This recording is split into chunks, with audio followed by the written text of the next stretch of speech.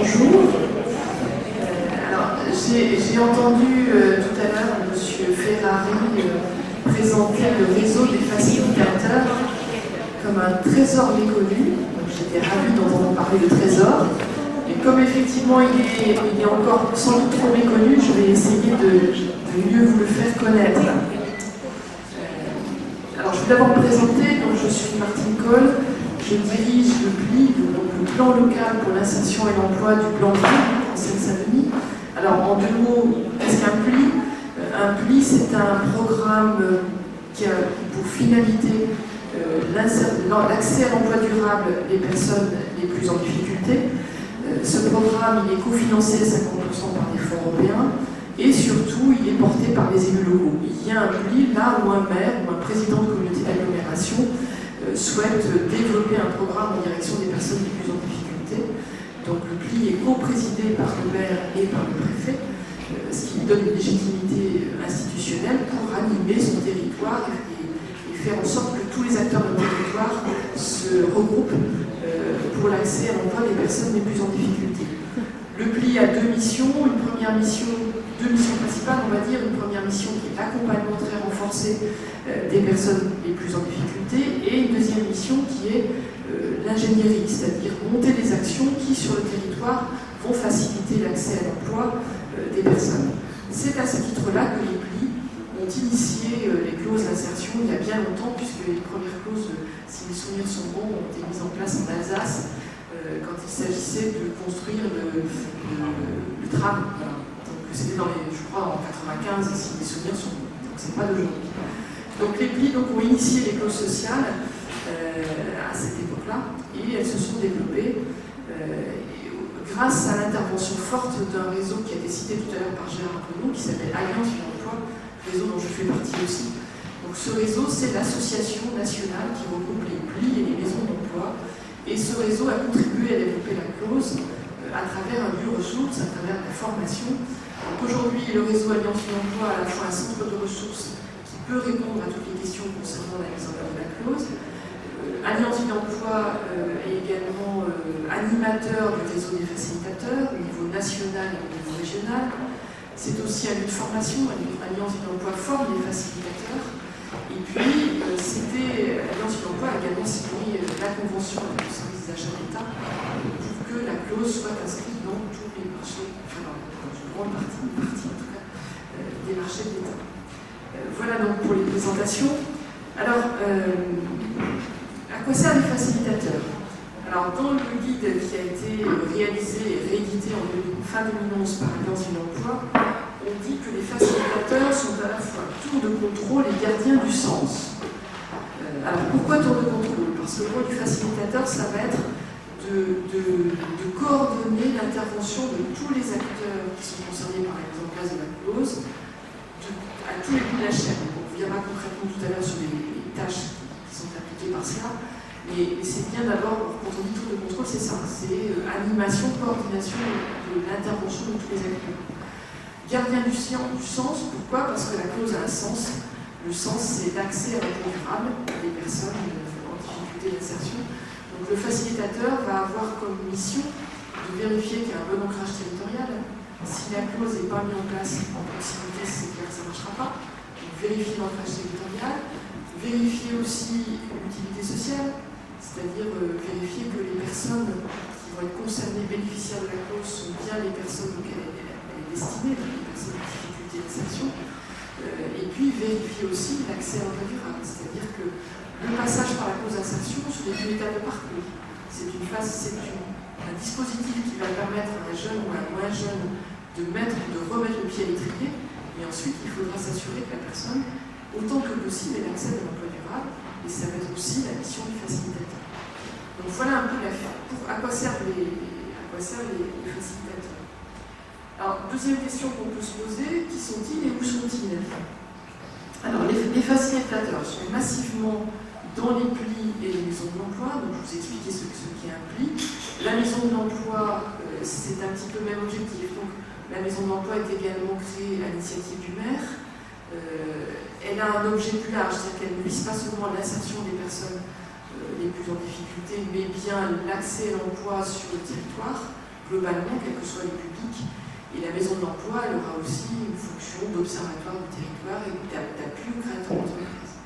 Donc voilà, donc, suivant les territoires, le facilitateur va être dans le pli, là où par exemple il y a la maison d'emploi, il va être dans la maison d'emploi, ou il peut se trouver aussi dans une collectivité locale. Vous avez les mairies par exemple, qui recrutent en travers des facilitateurs, quand ces mairies n'ont pas fait le choix d'avoir sur leur territoire un pli ou une maison d'emploi. Voilà, donc, alors comment trouver le facilitateur qui va correspondre à votre territoire? Là encore, je vais faire référence à Alliance Emploi, puisque ADE a édité un annuaire que vous pouvez trouver sur son site. Vous faites sur n'importe quel moteur de recherche Alliance Emploi, vous accédez au site. Et là, vous avez un annuaire des facilitateurs et vous allez pouvoir trouver, en fonction de votre région, de votre département, de votre commune, le facilitateur qui est installé sur ce territoire.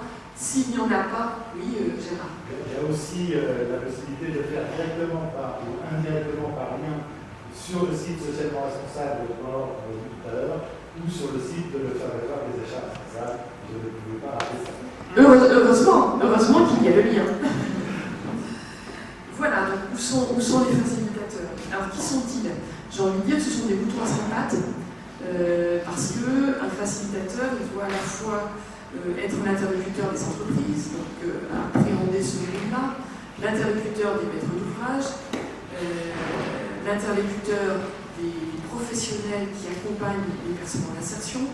Donc il doit avoir je dirais qu'il doit être un peu multiculturel. Donc c'est en ce sens-là que c'est un peu un mouton à 5 pattes.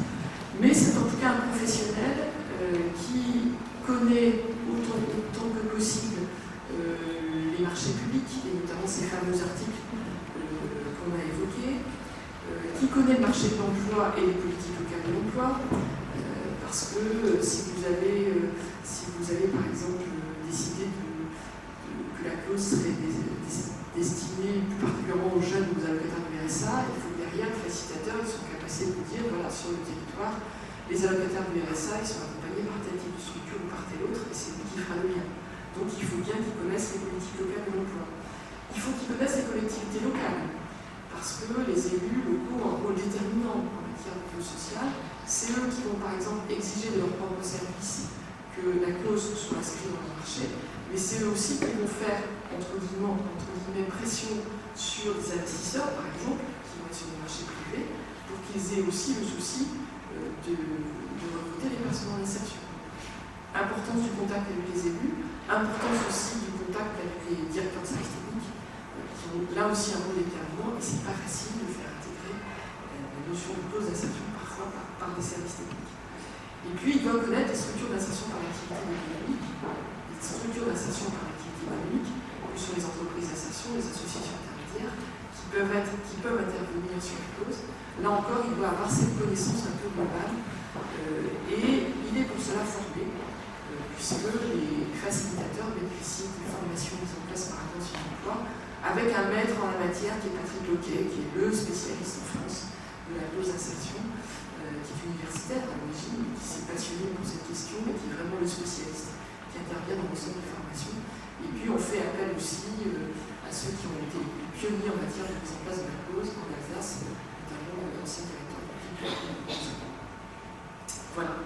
Donc voilà qui ils sont, voilà où ils sont. Alors que font-ils très concrètement?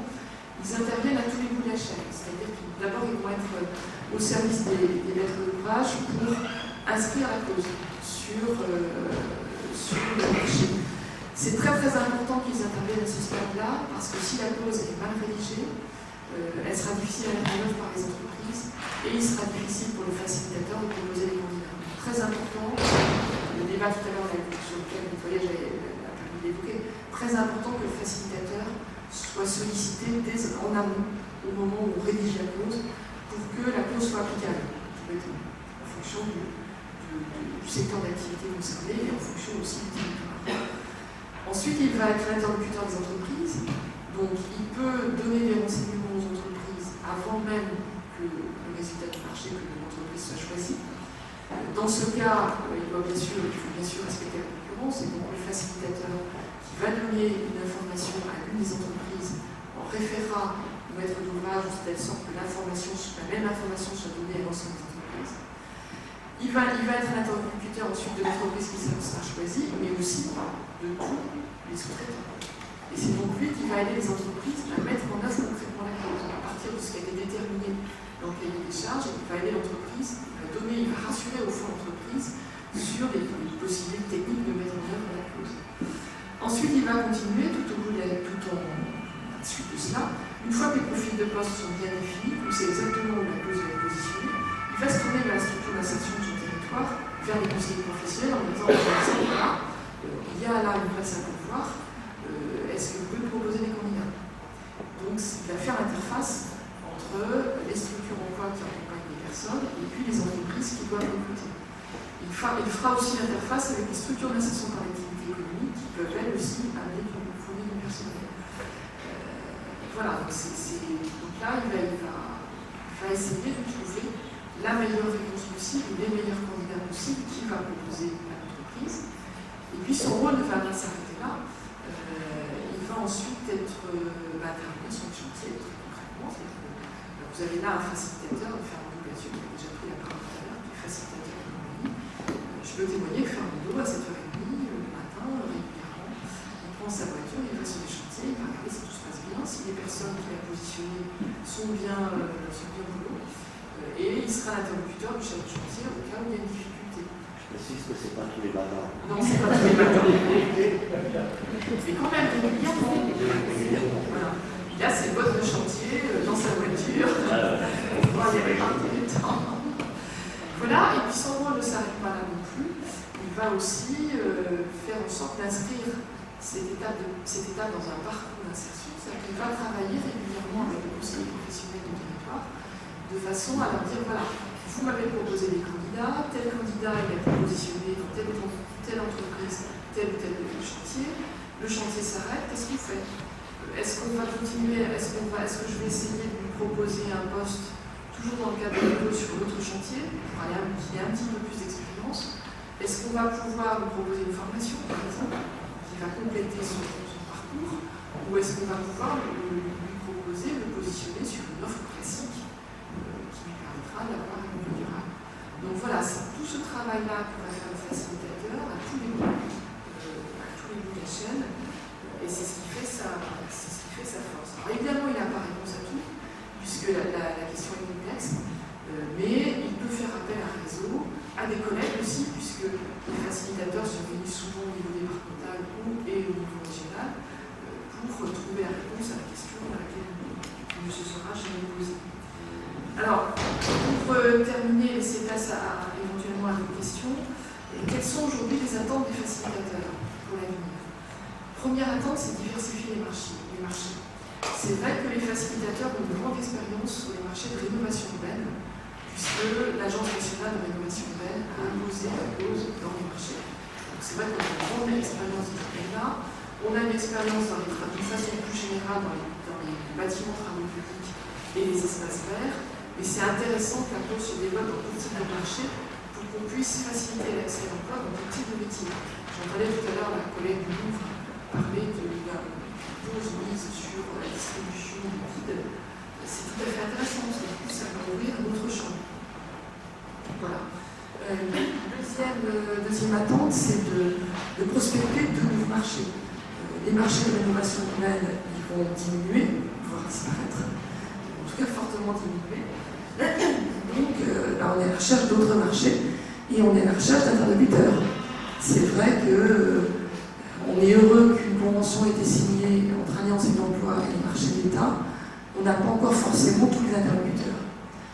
C'est facile pour la Maison de l'Emploi de Paris plus facile en tout cas, d'aller rencontrer les services achats des services de l'État qui sont sur Paris.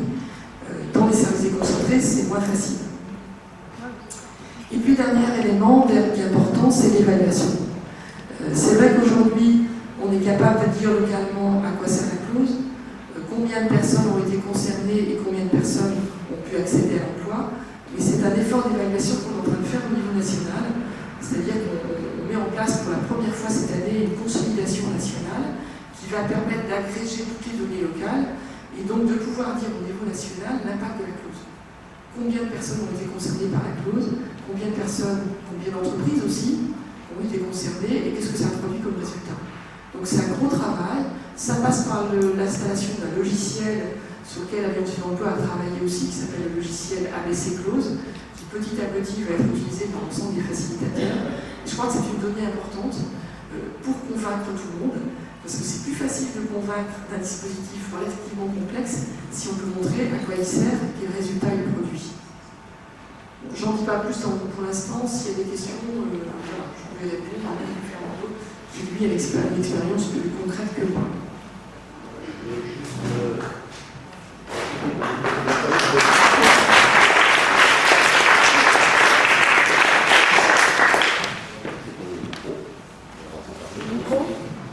Un micro.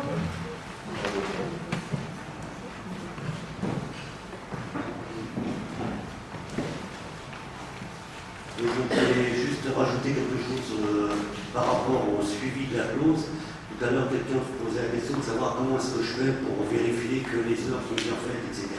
Ça fait aussi partie du travail du facilitateur qui tient un tableau de bord chantier par chantier, opération par opération, et qui est capable en temps réel de vous dire, mois par mois, parce qu'évidemment on travaille sur des périodes comme ça, de vous dire que l'évolution de votre chantier, le temps par rapport au nombre d'heures prévues, au niveau du marché, de vous alerter également, vous ou l'entreprise générale qui aura été sollicitée, pour vous dire on est un petit peu en retard sur le chantier, il faut faire un effort pour que ça revienne à des proportions plus normales.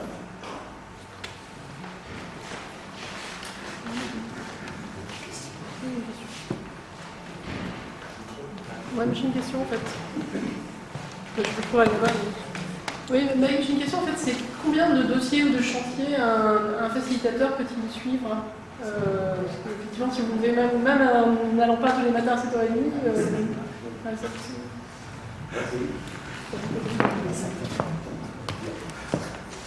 c'est une question d'organisation. Nous, on disait effectivement, Martin disait qu'on est demandeurs, donc on peut gérer avec ABC Clause, par exemple, nous sur Blanc-Nil, je sais pas, j'avais 20, 25 chantiers pour l'instant. Donc il y a possibilité. Après, le problème se posera si effectivement vous nous donnez un maximum de chantiers, on s'organisera. non, mais en fait, Non, il y a des possibilités, on est capable de gérer ça. Après, effectivement, bon, nous, on a un suivi de bout en bout par rapport aux candidats qu'on positionne sur les clauses, mais tout le monde ne travaille pas de cette façon-là.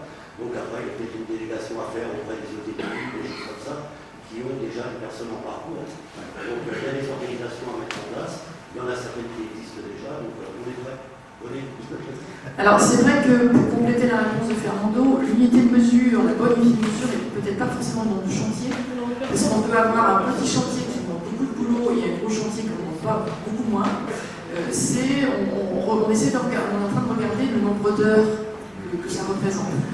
Alors après, ça dépend aussi de l'habitude qui est prise sur un territoire.